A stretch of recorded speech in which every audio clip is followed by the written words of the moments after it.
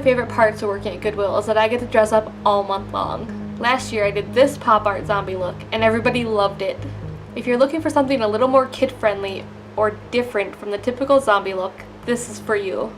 Products you will need for this look depend on your skill level, how much you want to invest, and what you already have on hand. You will at least need a palette of water-activated paints or cream paints. These kits are really easy to find during October. A little more expensive option is buying individual colors like these water-activated discs. In this tutorial, I'm going to show you how to make this pop art zombie two different ways.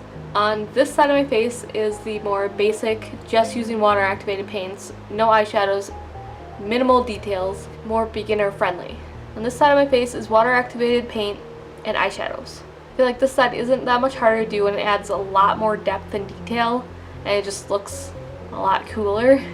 But if you don't feel like you can do something like this, then this is definitely the way to start out. Take a light color and just kind of outline where you want your zombie skin to be. If you're going to do your whole body, just paint your whole body. If you want to go into your hairline, you can go into your hairline. You can even paint your hair with water activated paints and cream paints, but it's disgusting. Now I'm going to map out where I want any holes or gaps or tears to be, and I'm going to be keeping all the detailed pieces, the super detailed, with eyeshadow on this side of my face, and this side is just going to be only water activated paints.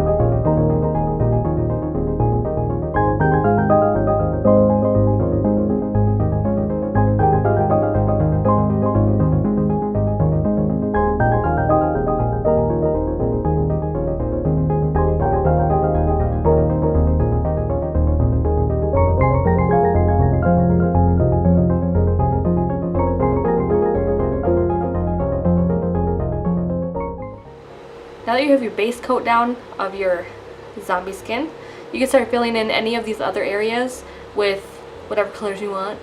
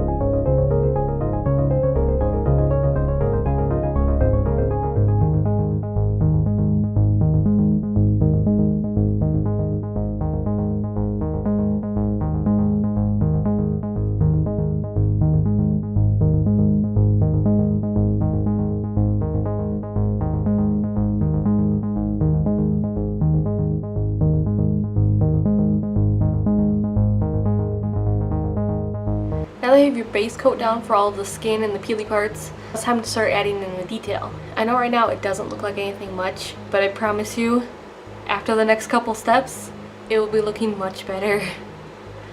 So don't forget, this side is going to be the side that's only water activated paints, and then this side is the side that I'm going to be using eyeshadow and water activated paints to add in the details. You can see kind of how to do either way. And you could do more details, less details, more colors, kind of customize it to whatever you think that you can handle, or that you know you can handle.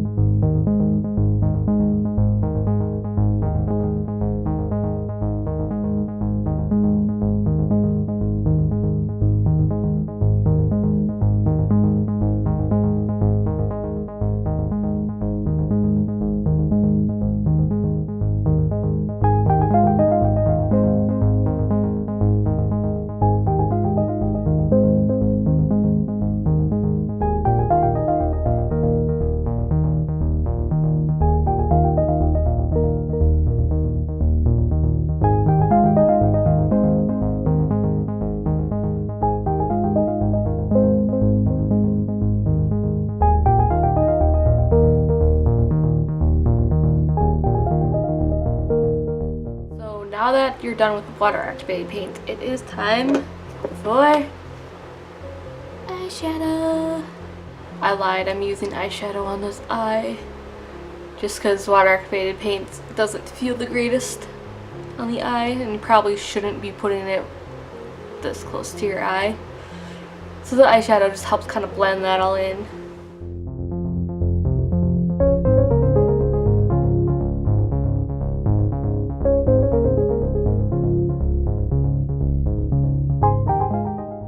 So right now I'm using a mixture of this dark brown, this black, which is kind of more gray than black, and then this black, which is a darker black.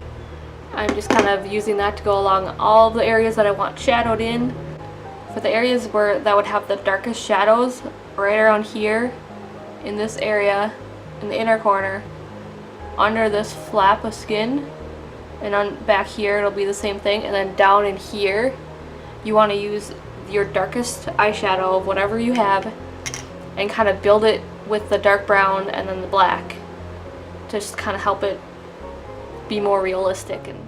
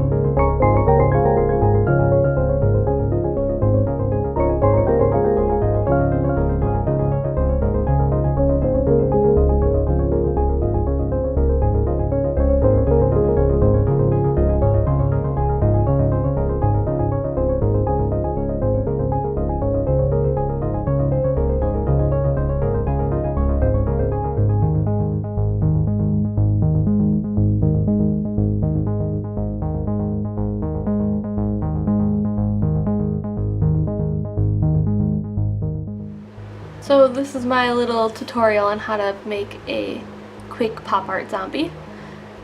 This side is not so quick, but it is pretty cool. This side can be as quick as you want it. You can just do quick skin, quick lines, be done. To finish off this look, you can get any kind of wig if you want a wig, let down your hair, mess it up. You can spray paint your hair fun colors to go along with the pop art part. If you want, you can check out my other videos at Crafty Squirrels on YouTube.